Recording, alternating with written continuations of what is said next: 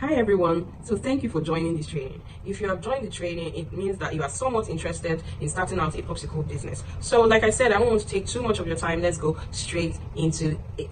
So I may be looking down so that I don't leave out important and the juicy stuff. So first off, I think it's a wonderful idea that you have decided to join a popsicle, to want to go into making popsicles for a business. So I think the first thing that you have to consider when you want to start a business is to get the tools. The tools are the equipment that you need to start running it. So what my recommendations are to start a popsicle business are a popsicle mold, or no matter how many you want to use, popsicle mold or popsicle molds as it may be, popsicle sticks, popsicle nylon wraps. That is what you use to store the popsicles in the freezer, or you use to package to transport it to your customers. And then you also need insulated bags or insulated boxes. So like the styrofoam boxes and the insulated bags. Let me see if I have. Yes, I have one of them right here. This is an insulated bag, so it's not the outer part that makes it insulated. This is what makes it insulated. The inner part keeps heat, it keeps the temperature in it. So the next thing that you will need to know is to know your customers. You need to have a target market. Like, you can't just say I'm making popsicles for like anybody who is interested. It's usually best to have a target market. Who is your target market? Your target market is going to determine the type of popsicles to produce for your business, if that makes sense. So the next thing is to start, when you have your equipment, your tools, you start testing out. So I'm talking about people who are starting the business without a machine. If you want to start the business with a machine, there are other things that you need to get. But the machine, the molds, the sticks is still almost the same thing. It's just that the machine may be a little bit more complicated. So aside the tools, now that you have the tools, you need to start practicing. You need to start putting flavors together. You need to start testing out recipes. Then you select the ones that work, because it's not all the recipes you put together that may come out nice. So you always need to try them out first. Not that you just say, oh, I saw this recipe somewhere, it must be delicious. Then you just make it and then you send it out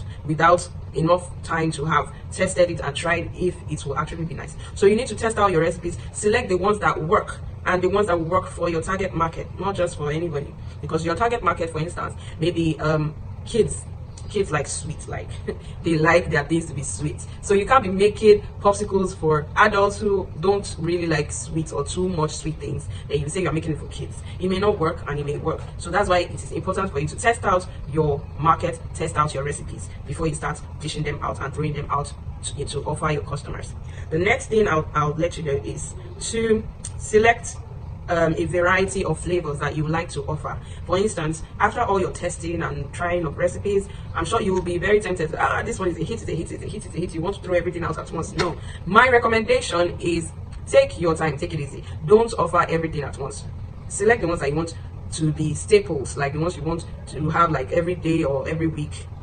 Then once in a while, just throw in new arrivals, like when there's bags, there's shoes, so that your customers are there wanting more. Okay, what's the new thing? Not that every day you have this same thing, same flavor. Try to be innovative, try to be creative. That's my point. So when you discover some new flavors, don't offer everything all at once. I'm saying keep some that will be like special, that will be available in some situations or some occasions. Okay, so the next thing that I would be talking about is the very most important part of any business, but people tend to underrate it: marketing. Have a marketing plan. I cannot overestimate the importance of marketing. You need to have a marketing strategy. It's not just all about having a beautiful product to sell. You need to have a marketing strategy. What is your strategy that is going to bring awareness to your product? It's not just having or waiting for family and friends to come and patronize you. No, you need to have a marketing strategy to push your brand out, to make people aware of your products, so that it's not only your family and friends you're waiting for to refer you or to bring businesses to you.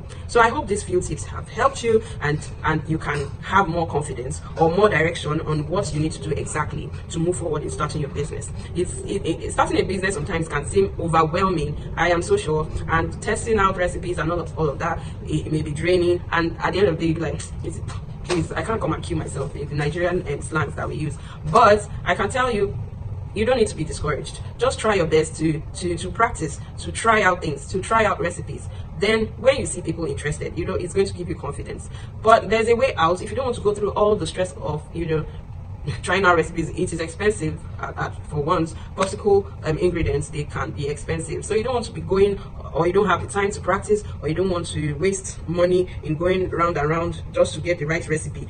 I would encourage you to sign up for our Popsicle Academy. Registration is on right now, so if it's something you'll be interested in, we're going to be taking you through a lot of processes on how to classify the different classifications of popsicles. We are going to break everything down for you to understand the different classifications and forms of popsicles, the ones that will work for your customers and the ones that you should put to the side. We're also going to be telling you different recipes, how to even create, how to become a recipe developer, so how to put popsicles together to be able to develop your own recipes that you'll be like, I am the one who came up with that recipe. This is peculiar just to my brand. It's only my brand that can do this. So we are also going to be teaching you how to make different types of popsicles. There are popsicles that have fillings, there are coated popsicles, there are popsicles, different types of popsicles, the advanced ones, the simple ones. We're going to be teaching you all of that, and we're also going to be teaching you how to transport. We find that transporting poses a challenge to many people, but we're going to break it down to simple, easy, cheap, affordable ways on how you can transport your items to your customers. Even if the customer is like 3 hours away,